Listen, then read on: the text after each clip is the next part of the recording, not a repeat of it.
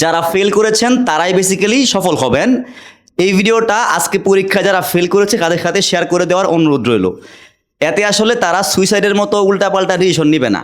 দেখেন, আপনারা যারা ফেল করছেন তারা হয়তো বা একটা বা দুইটা বিষয়ে ফেল করছেন।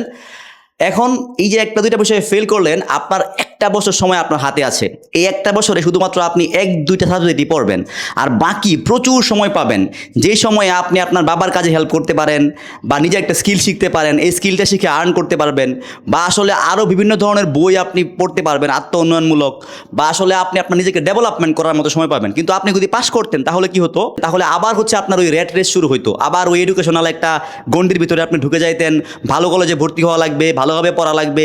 এই যে পড়তে পড়তে দিন শেষে আপনার কেরিয়ার গুছানো হতো না। যেহেতু আপনি ফেল করছেন, সো এখন হচ্ছে আপনি পর্যাপ্ত সময় পাবেন যেই সময়ে আপনি আপনার স্কিল ডেভেলপ করতে পারবেন, নিজের বাবা মাকে হেল্প করতে পারবেন, নিজে হচ্ছে একটা কর্ম করতে পারবেন, চাইলে হচ্ছে একটা ছোটোখাটো বিজনেস করাইতে পারবেন। সো ফেল যারা করে তারাই বেসিক্যালি দিন শেষে সাকসেস হয়। আমি আমার এমন অনেক বন্ধুকে দেখেছি যারা আসলে আমার সাথে একসাথে পড়তো, ক্লাস 8-এ বা 9-এ ফেল করছে। ফেল করার পর তারা করছে কি, তারা হয়তো বা একটা কর্মে ঢুকে গেছে।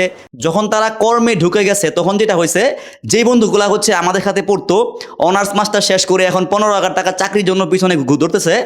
আর হচ্ছে যারা ফেল করছে তারা ওই যে ক্লাস 8-9-এ ফেল করে নিজের কেরিয়ার করার জন্য লেগে পড়ছে, ওদের দেখা গেছে বাড়ি গাড়ি অনেক কিছু হয়ে গেছে।